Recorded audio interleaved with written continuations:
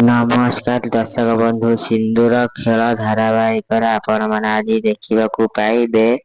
ଦିବ୍ୟା କହିବେ ଆଦ୍ୟାକୁ, ଭାଉଜ ପ୍ରତିବର୍ଷ ତମେ ଆମଠାରୁ ଜଲ୍ଦି ରେଡି ହୋଇଯାଅ, ଆଉ ଏଇ ବର୍ଷ ତ ବହୁତ ଆଗୁଆ ରେଡି ହୋଇ ଭୋଳା ବାବାଙ୍କ ଦରବାରରେ ପହଞ୍ଚି ଗଲଣି।